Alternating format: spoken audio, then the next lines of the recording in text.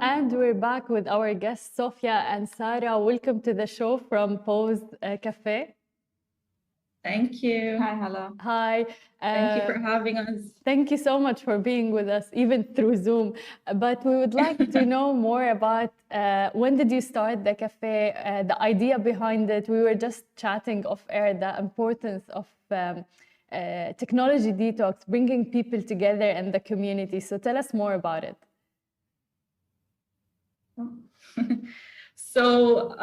We started, the idea came about when COVID first started, when me and Sophia we were locked up in the same house basically, and we didn't really have much to do. So we spent a lot of time brainstorming about things that people were going through nowadays.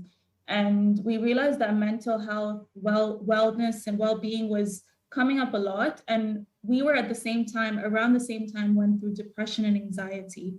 So through that journey, we realized there's so many things that we didn't learn growing up. For example, health is seen to be very physical, but there's so many things like mental health, your hormones, your sleep. There's so many aspects to it, and a lot of that comes from our culture, but we don't speak about it, and we're not proud of that within the region. So we wanted to create an Instagram talking about these things very casually. And over the past year, we got such a good response, and we're like, let's create a physical community where people can come and learn about these things.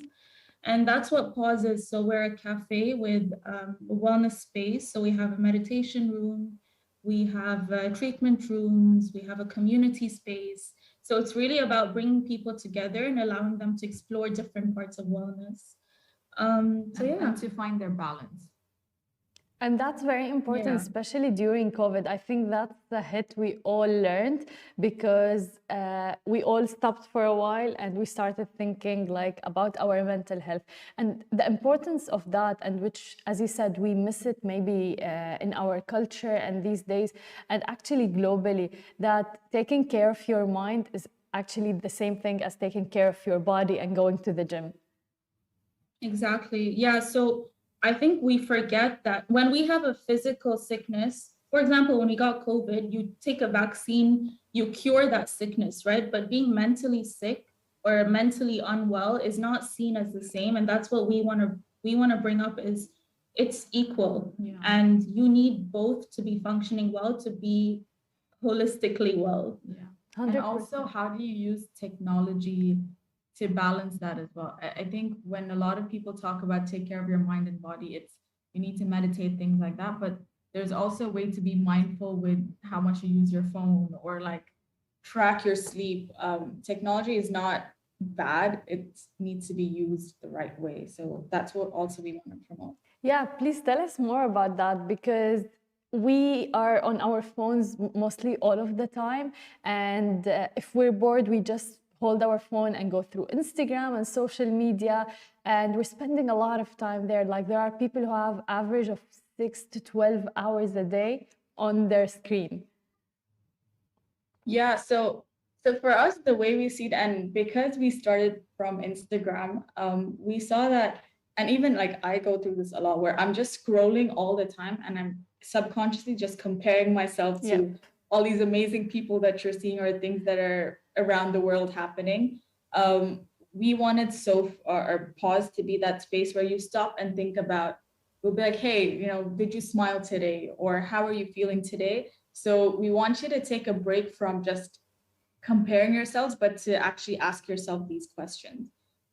So that's how we use our Instagram to help people remind yourself that technology is, with Instagram specifically, it's easy to compare yourself, but hopefully you find our space to be the place where you feel like you could be yourself without judgment. How do you create that safe space in a physical environment? So I think one of the things that we've realized over starting this whole thing is that a lot of times people just need to be heard and feel comfortable to talk, right?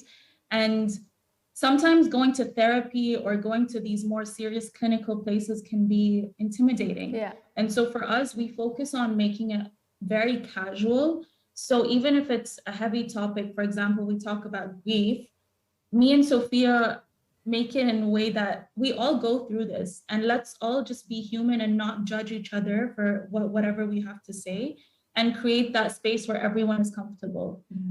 So we try as much as we can to make things casual and make people understand that we're all going through these stuff, right? It's not just you alone or me alone. And as soon as people understand that, I think they feel like it's safe enough to express themselves. Yeah. Exactly. And even during COVID, like everything was virtual, to be honest, like even work from home, and technology brought us together, I would say, but still people were missing that physical element of meeting people in real life, and they're actually craving it right now. And I think sometimes like putting your phone aside, especially when you're meeting and having quality time with people, is very, very essential. Yeah, so true. I think that's why one of the things we do is every Sunday we have something called Matcha Mornings, where we just invite people through our Instagram. We say, this Sunday we're talking about heartbreak. And then whoever wants to come, we all sit in our lounge here at Pause, and we just have a very casual conversation about that. And we see that people, when they come, they don't want to leave because they've been craving this human contact for so long. And it's nice because it's a group of strangers, so there's no judgment. No one cares about what they're saying, right? It's not like you're speaking to family or friends where that person knows you. So yeah, we've seen that people are craving that physical contact. And even if you are, especially if you're sharing your stories and everything, and coming from you girls, people will be like, oh, I'm not alone. They're sharing as well. They went through this. Yeah, that's what we've seen as well. It's that I feel like, and everyone feels like what they're going through, no one else understands or no one else has gone through. But when you sit, in a matcha morning and you talk about family pressure and how you deal with it, you realize that at the base of it, everyone like sort of feels the same way about that topic, or they relate, and you feel so much better knowing that you're not alone. Like it's a big mental burden when you feel like, oh, I don't know who to talk to, I don't know what to do. But when you hear stories of other people, you're like, oh, okay, so it is normal for me to feel this way, and it is like okay that I do this or not that.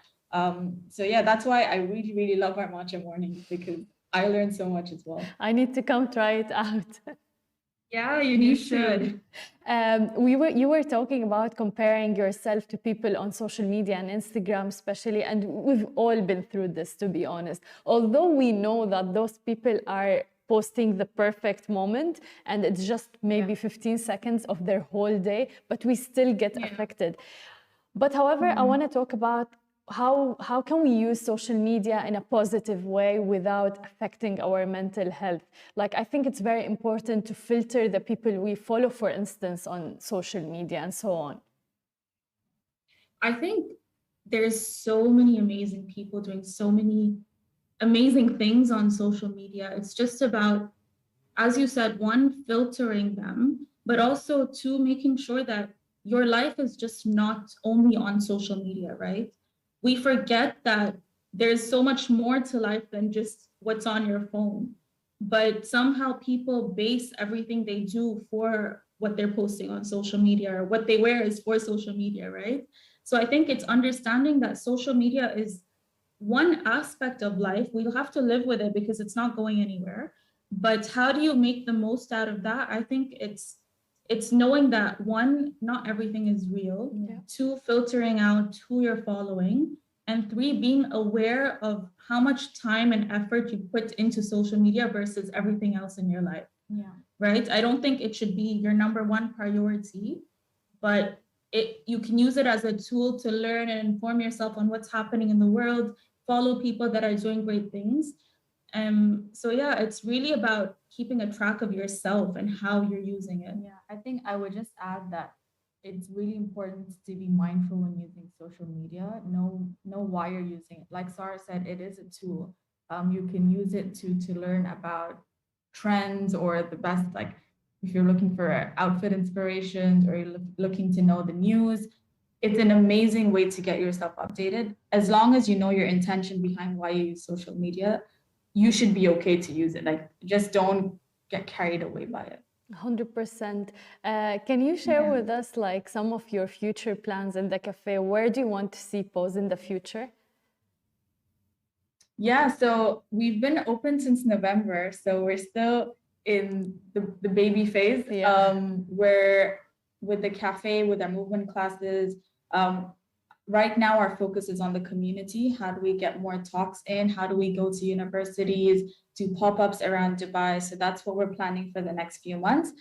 And longer term is the idea is how do we have more pauses around UAE, but also GCC.